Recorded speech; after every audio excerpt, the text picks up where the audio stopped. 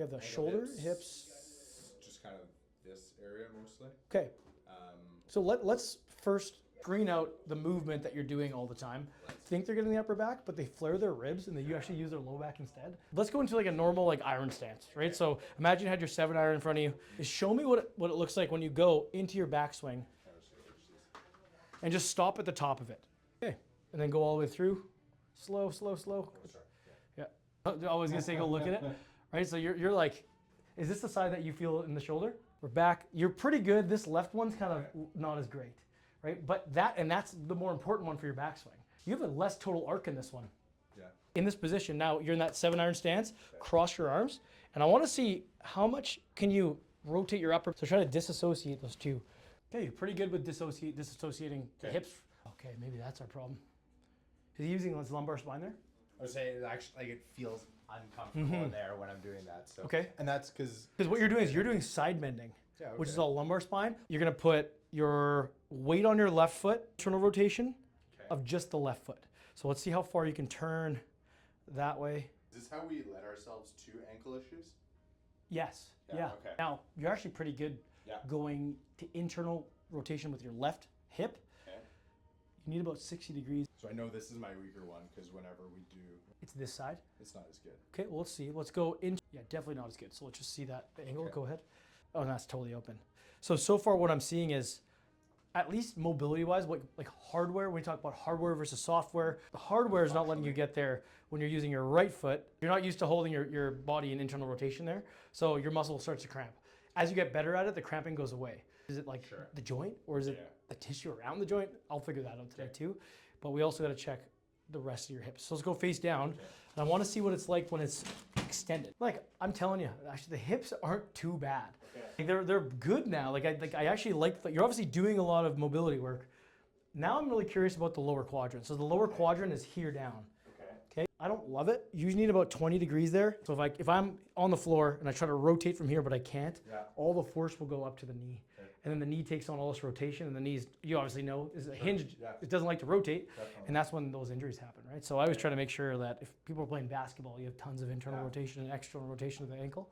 So you are one of those where this is actually your front foot. So you don't need as much because you can actually, when you're golfing, you actually take your heel off. So it's an open chain, right? That's why some people get knee problems when they golf with their lead leg because they have no internal rotation. Well, then the knee takes it all on. And that's when they'll say, okay, well, if you can't do that, then bring your foot out that way. Or we could give you more rotation, right? So it's, if that makes sense. And look at that, there's none. I remember. 0. So I definitely want to be fixing that. And we're going to start by giving you a little tibial rotation. There should be a little bit of give in there. And then I'll give you some of the ankle. And then if it's not any better, we'll figure out why. Sweet. I'm going to figure out why it's a little stuck. So all I'm doing here is I'm going to bring you out. We're going to look at all the motions of the joint first. Now, can you feel that, like how it's hard to bring you down a little bit? Or there's only one plane that's kind of stuck. I'm going to clear the joint and see if that gets any better. Okay, that feels actually a lot nicer. So now when you're doing the triple 90, we call that a reinforcement exercise. So basically what that means is it's a stretch. So you're getting stimulation into that area. So you keep the range of motion. But the other part of it is like, we want to teach you how to use the range of motion you have. So I think today what we'll start working on is actually like motor control learning of your hip, of you actually using that range of motion actively, okay? So we know that probably a lot of it's coming from here now. So go here. There we go, that opened up. See how much that gave us. Okay, now we're moving, right? So we're gonna get you to learn how to keep that motion today. Did I teach you that before? Where you're seated and you start to bring your foot in. Deep breath in and breath out. Really relax your shoulder blades. Good, one more. And out. Such a good upper back. Okay, lumbar spine was moving when he did this, right? So can we check to see if even just us getting some input into your hip gave you a better dissociation, right? Let's try that out. I'm gonna guide it. Let me see if you can use that as a guide. That's better. And then here, that's where it's stuck. So you actually have the motion to do it. So we're gonna show you some hip mobility drills that actually help with that quite a bit. I think that's really it. I just want to check extension and that's it. And then you're gonna look up to your hands. And even just in this position, you should have some external or some extension in your upper back.